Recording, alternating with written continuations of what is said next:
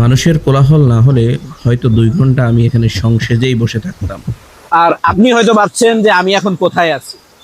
Thumbnail দেখেই হয়তো বুঝে যাওয়ার কথা যে আমরা কোথায় আছি। তারপরেও যদি না বুঝে থাকেন আমরা এখন কোথায়, তাহলে আমাদের এই সিনেমাটিক লুকটি দেখে আসুন। Bien mieux qu'être mal accompagné, pas vrai? Où est ton papa? Dis-moi où est ton papa? Sans même devoir lui parler, c'est ce qui ne va pas. Ah sacré papa, dis-moi où es-tu caché? Ça doit Faire au moins 1000 fois que j'ai compter mes doigts. Hey. Où t'es papa, où t'es? Où t'es papa, où t'es? Où t'es papa, où t'es? Où t'es, où t'es papa, où t'es? Où t'es papa, où t'es? Où t'es papa, où t'es? Où t'es papa, où t'es? Où t'es, où t'es papa, où t'es?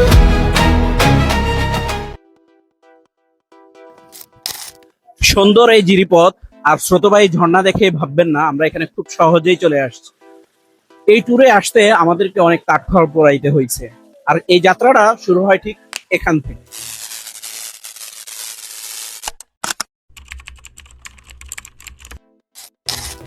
তখন ঘড়িতে বাজে 5টা 20। আমি এক এক করে সবাইকে phone দিচ্ছি, সবাই যেন সময় মতো চলে আসে যেখানে আমাদের গাড়ি দাঁড়ানো থাকবে। 2-1জনকে তাদের নির্দিষ্ট স্পটে দাঁড়াতে বলেছি, কিন্তু এরপরও 6:30টার গাড়ি 6:56 হয়ে যাওয়ার পরও ছাড়তে পারি নাই, কারণ সব কিছু পরিকল্পিত হলেও 2-1জন লোক থাকবে যারা দেরি করে আসবে। শেষ জুমুর থেকে আমরা আসিফকে উঠালাম এবং আমরা আমাদের গন্তব্য ফেনীর দিকে রওনা দিলাম। ফেনীতে কেন? আমাদের এক বন্ধু কুমিল্লা থেকে এসে ফেনীতে দাঁড়াবে, সে হলো শিপন। এই যে শিপনকে উঠিয়ে আমরা আবারও আমাদের যাত্রা শুরু করি। মাঝেই আমাদের যাত্রা বিরতি, সকালের নাস্তা। এখানে 3জন কেন ভাত খাইছে সেটা নিয়ে 9জনে আলাপচারিতা করতেছে। আর নাস্তা খেয়ে আমরা আবারও রওনা দিলাম আমাদের কাঙ্ক্ষিত যে লোকেশন, সেটি হলো বোটানিক্যাল গার্ডেন ও ইকো পার্ক। এখানে আসার পর প্রথম কাজ হচ্ছে আপনাকে হোটেল ঠিক করা এবং দুপুরের খাবার এর বুকিং দেওয়া। এটা না হলে পরে আপনি খাবার নিয়ে খুবই ঝামেলায় পড়বেন। এরপরের কাজ হচ্ছে গায়ে থাকা জামা কাপড় পরিবর্তন করে যেই জামা কাপড় পরে আপনি ঝর্ণার দিকে যাবেন সেগুলো পরিধান করা এবং ব্যাগের মধ্যে আপনার প্রয়োজনীয় সকল সরঞ্জাম গুছিয়ে ব্যাগটা জমা রাখা। ব্যাগ জমা দিয়েই আমরা বোটানিক্যাল গার্ডেনের টিকিট নিয়ে ঢুকে গেলাম। এখানে জনপ্রতি আমাদের টিকিট ফি ছিল 50 টাকা। এখান থেকে আসলে আমাদের ঝর্ণার দিকে যাওয়ার জন্য আমাদের যাত্রা শুরু।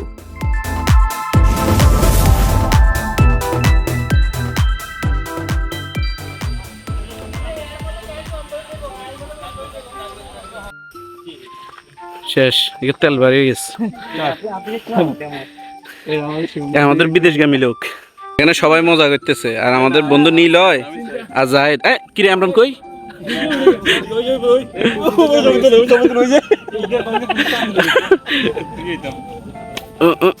ওরে ওরে একে বন্য প্রাণীর ছবি তোলে।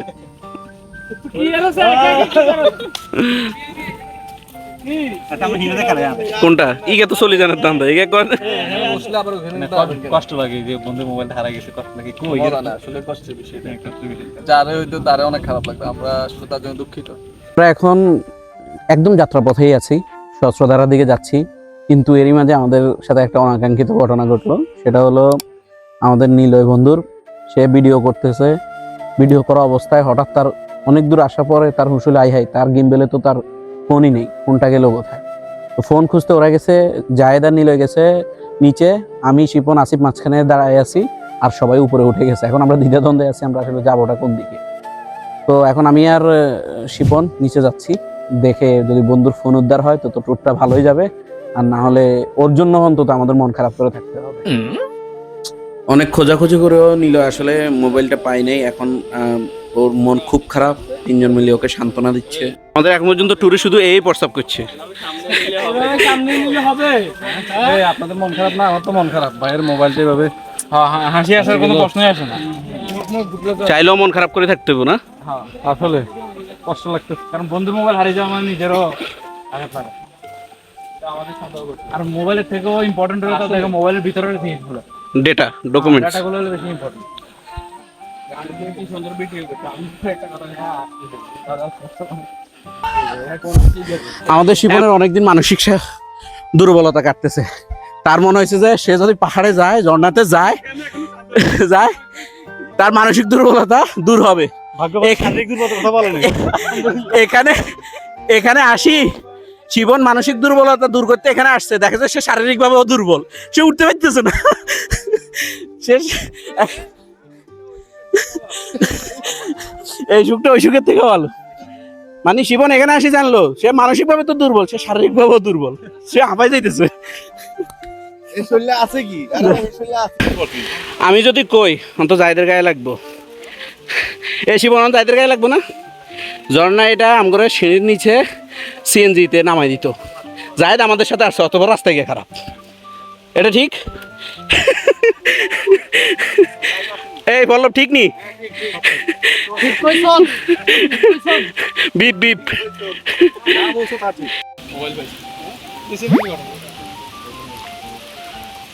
কনফিউজ হয়ে যায়, মানে কি দিব নাকি দিত না। সুপ্তধারার প্রবেশপথ থেকে 2.5 থেকে 2 কিলো হাঁটলে আপনি পেয়ে যাবেন সহস্রধারার প্রবেশপথ। সহস্রধারায় খুব সহজেই যাওয়া যেত যদি রাস্তা খারাপ না হতো, কিন্তু রাস্তার এই কঠিন দুর্গম পথ পাড়ি দিতে আমাদের বিরক্ত লাগতেছে না, কারণ আজকের মায়াবী এই পরিবেশের কারণে।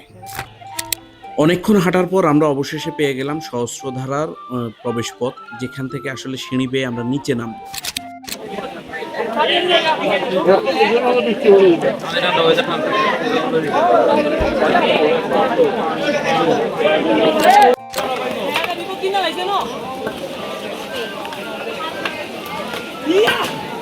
এই সিঁড়ি দিয়ে নিচে নামলেই আমরা দেখা পাবো আমাদের সেই কাঙ্ক্ষিত ঝর্ণা। হয়তো সেখানে গেলে আমাদের সব ক্লান্তি ভাব দূর হয়ে যাবে, কিন্তু যখনই দেখতেছি সেখান থেকে গা ভাসিয়ে আসা লোক যখন উপরে উঠতেছে ঠিক তারা কতটা ক্লান্ত, অথচ এদিকে আমরা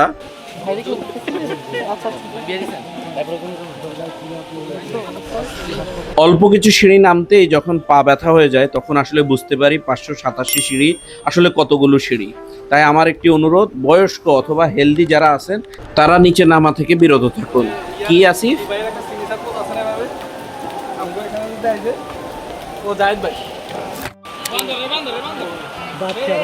না এটা বড় ও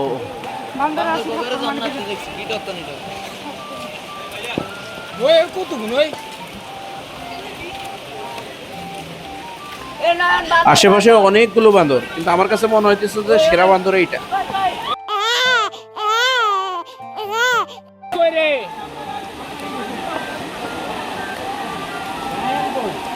একদম ইজি, সবাই আসবে। জিরিপথ পার হলেই আপনি বুঝবেন আপনি ঝর্ণার খুব কাছাকাছি। আমরা একদম ঝর্ণার খুব কাছাকাছি আছি, ওই যে দেখা যাচ্ছে।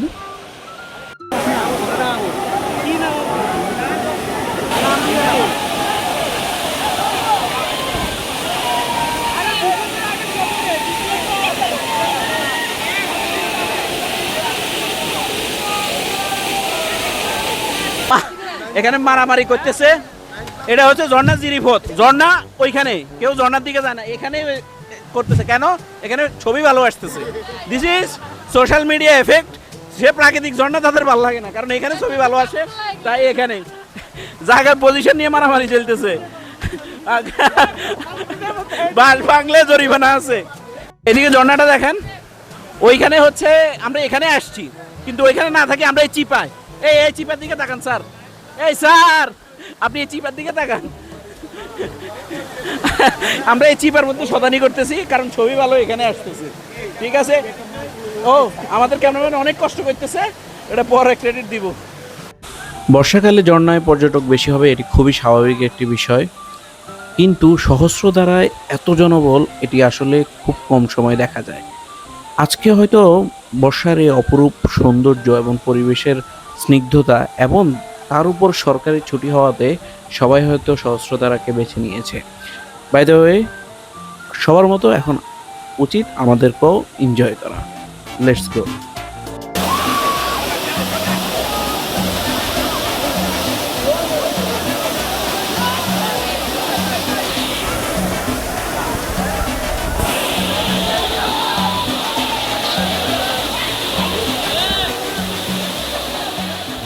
বেশ ভালো সময় এখানে কাটানোর পরে যখন আমাদের ঠান্ডা লাগতেছে তখন আমরা সিদ্ধান্ত নিয়েছি আসলে এখান থেকে আমাদের ব্যাক করা উচিত।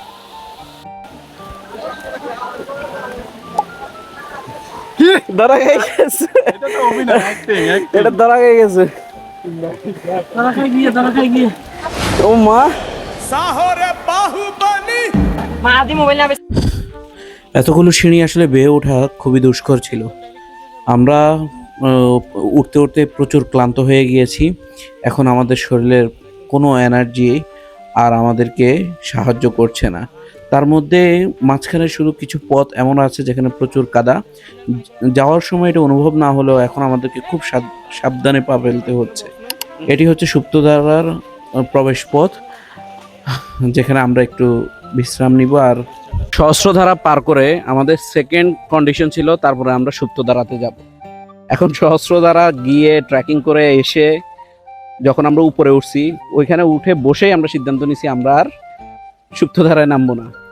তার মধ্যে এখন যে পরিস্থিতি আছে রাস্তার, নতুন রাস্তার কাজ চলতেছে, কণা পড়ে আছে, বৃষ্টি, তারপরে মানে মায়াবী একটা পরিবেশ, কিন্তু তারপরও আমাদের কারোর সাহস হচ্ছে না যে এই সুপ্তধারাতে নামবে। তো আমরা সুপ্তধারাতে এখন না নেমেই আমরা আসলে চলে যাচ্ছি পরের গন্তব্যের দিকে। তবে এই যে সহস্রধারা আমরা এখন যে পরিবেশে আসছি, এটাই আসলে সবচেয়ে উত্তম সময় সহস্রধারা সুপ্তধারা আসার। তবে আসার আগে গেটে ঢোকার পরেই আপনাকে কয়েকটা জিনিস মানতে হবে। প্রথমটি হলো এখানে আসার সময় অবশ্যই ক্রক্স অথবা ক্যাটস পরে আসবেন। এবার দ্বিতীয়টা আমাদেরকে বলবে হচ্ছে আমাদের বিখ্যাত লোক কুমিল্লার। আমি মনে করি এখানে সঙ্গী ছাড়া আসা উচিত না। অবশ্যই আপনার জীবন সঙ্গীকে নিয়ে আসবেন এখানে, তাহলে এনজয় করতে পারবেন বেশি। ওর জন্য শাস্তি হয়ে যাবে না? ও এই জন্য। এবার তৃতীয় টিপসটা দিবে আমাদের আব্দুর রহমান। আসো, এখানে আসলে কি মানতে হবে, মানে কি করা জরুরি? এখানে আসতে অবশ্যই পানির বোতল সাথে নেবেন, তাই বলে আবার 5 লিটার নিয়েন না, মিনিমাম বোতল নিয়ে চলে আসবেন। এবার আমাদের টিপসটা দিবে আসিফ। আচ্ছা, আমার কথা হচ্ছে এখানে আপনি আসবেন খালি পায়ে, অবশ্যই খালি পায়ে আসবেন। খালি পায়ে আসলে খুব মজা পাবেন। তবে সামনে এমন একজন প্রিয়তমাকে রাখবেন যাকে আপনি ইমেজিন করে সামনে হাইটা যাইতে পারবেন। এই ছাড়া আপনি এখানে খালি পায়ে হাঁটতে পারবেন না। এগুলো হচ্ছে যেহেতু এখন রাস্তার কন্ডিশন খারাপ, সেজন্য আসলে খালি পায়ে না আসাটাই সবচেয়ে ভালো। রাস্তা ভালো হয়ে গেলে সেটা অন্য কন্ডিশন। আর যারা হাঁটতে খুবই কষ্ট হয়, আর ভবিষ্যতে এখানে সিএনজি অথবা বাইক চালু হয়ে যাবে, তখন সেটা দিয়েও আসতে পারে। তবে আরেকটি জরুরি বিষয়, সেটি হচ্ছে এখানে জোক এবং হচ্ছে মশার অনেক উপদ্রব আছে, তাই এক জায়গায় বেশিক্ষণ দাঁড়িয়ে থাকবেন না। এবার হচ্ছে আমরা আমাদের নেক্সট যে কাজ সেটার দিকে আগাচ্ছি, আমাদের সাথে চলুন।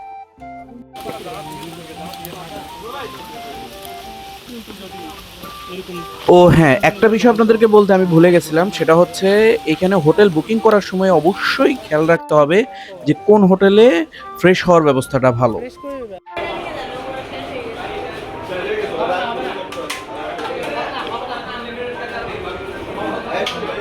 এই আমরানের খাবার শেষ হইলেই কিন্তু আমরা সাগর পাড়ে যাবো।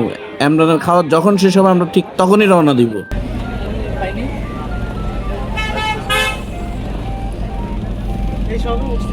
আচ্ছা, কুঙ্গানা কইছস লাল পানির ব্যবস্থা আছে? লাল পানি কই?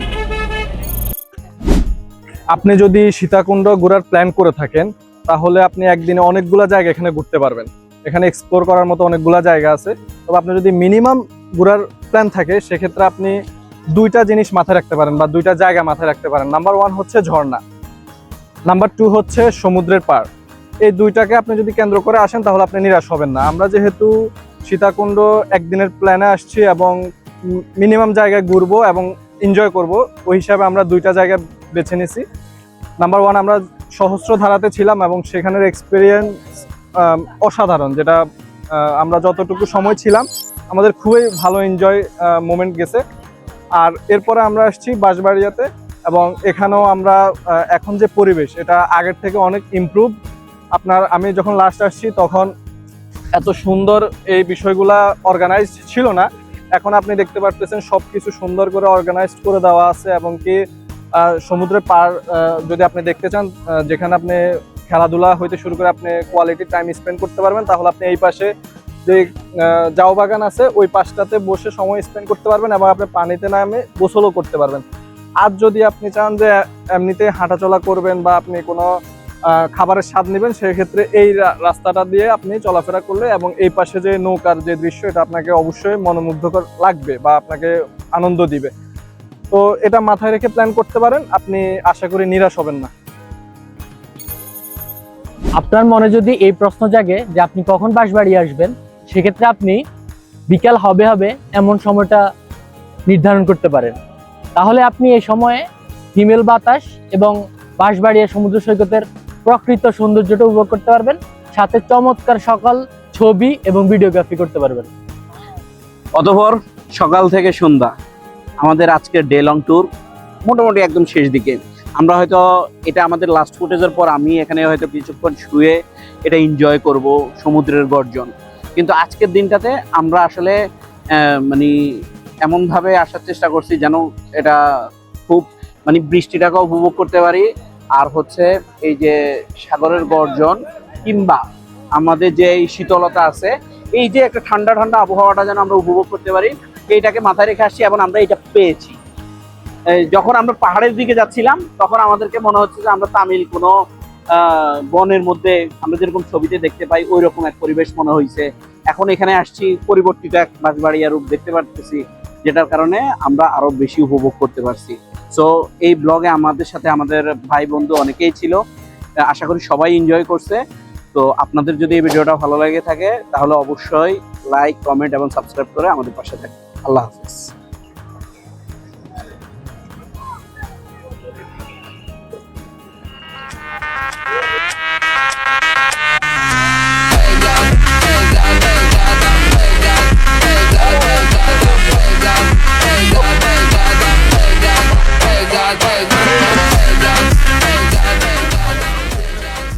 এই তোরা কিছু কবি?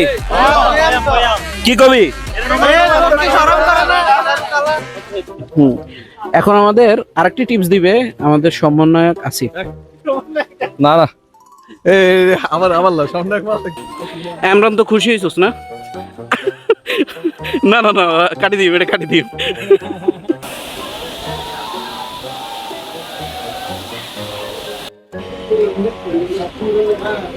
মোবাইল টিভি আনসার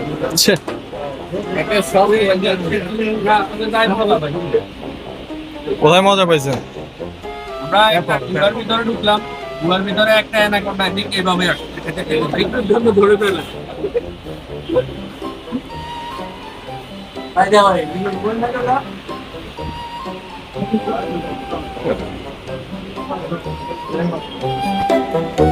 প্রধান অতিথি